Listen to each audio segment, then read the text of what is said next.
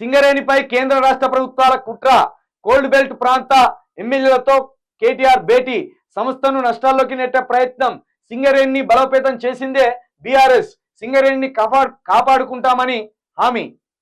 సింగరేణి బొగ్గు గనులపై కేంద్ర రాష్ట్ర ప్రభుత్వాలు కలిసి కుట్ర చేస్తున్నాయని బీఆర్ఎస్ వర్కింగ్ ప్రెసిడెంట్ కేటీఆర్ మండిపడ్డారు. గురువారం తెలంగాణ భవన్లో కోల్డ్ బెల్ట్ ప్రాంత ఎమ్మెల్యేలు, పార్టీ సీనియర్ నాయకులు, బొగ్గుగని కార్మిక సంఘం నాయకులతో భేటీ అయ్యారు. సింగరేణిని ప్రైవేటీకరించేందుకే కేంద్ర తెలంగాణ బొగ్గు గనులను వేలం వేసిందని అన్నారు. కేటీఆర్ గారు ఓకే, సింగరేణిని కాపాడుకోవడానికి మీరు పెట్టిన ప్రెస్ మీట్ బాగానే ఉన్నది, కానీ ఇది మీ చేతిలో లేదు. మీరు ఆపేది కూడా కాదు. మీ పార్టీకి మైలేజ్ రావాలన్నా, ఇప్పటికిప్పుడు మిమ్మల్ని ప్రజలు విశ్వసించాలన్నా, మీ చేతిలో లేని సమస్యల మీద కొట్లాడితే మీ శక్తిని, మీ సమయాన్ని వృధా చేసుకున్న వాళ్ళు అవుతారు. మీరు కొట్లాడవలసింది దేని మీద తెలుసా? 46 బాధితుల మీద కొట్టాలి. జీవో 46 బాధితుల మీద ముందు కొట్లాడి ఆ జీవోని కనుక మీరు క్యాన్సిల్ చేయగలిగితే 5 లక్షల మంది 46 జీవో బాధితులు వెంటనే మీ సైడ్కి వస్తారు. ఇదేమో కేంద్ర చేతిలో ఉన్నది సింగరేణి, ఇక్కడ ఉన్నది రాష్ట్ర ప్రభుత్వం కాంగ్రెస్ది. మీరు ఎంత ఒర్రినా, గట్టుకు మొరిగినా కుక్క సాత్రం అవుతుంది. ఎందుకంటే ఇప్పుడు మీరు దీని మీద ఎంత మొత్తుకున్నా మీ పప్పులు ఉడికాయి.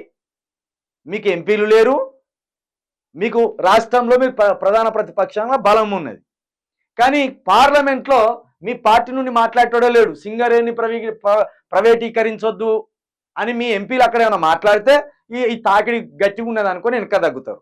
లేని బలాన్ని, ఉన్న బలాన్ని రెండింటిని నాశనం చేసుకుంటాను. రాష్ట్ర సమస్యల మీద ఫోకస్ చేయండి. కరెంట్ ఎందుకు పోతుందో కొట్లాడు.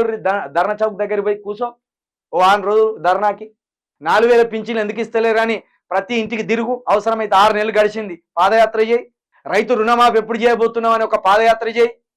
కరెంట్ ఎందుకు పోతుందని అడుగు. జంబో డిఎస్సి అన్నాడు, నిరుద్యోగులకు సంవత్సరంలోనే 2 లక్షల ఉద్యోగాలు అన్నాడు, వాడి మీద మాట్లాడు.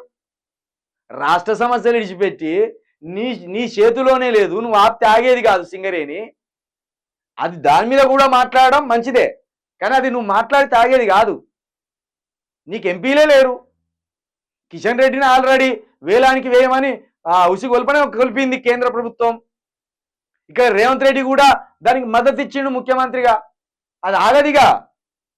నువ్వేమన్నా మళ్ళా అధికారంలోకి వస్తే నీ పార్టీ గప్పుడు మళ్ళీ సింగరేణిని నీ దారికి తెచ్చుకోవచ్చు.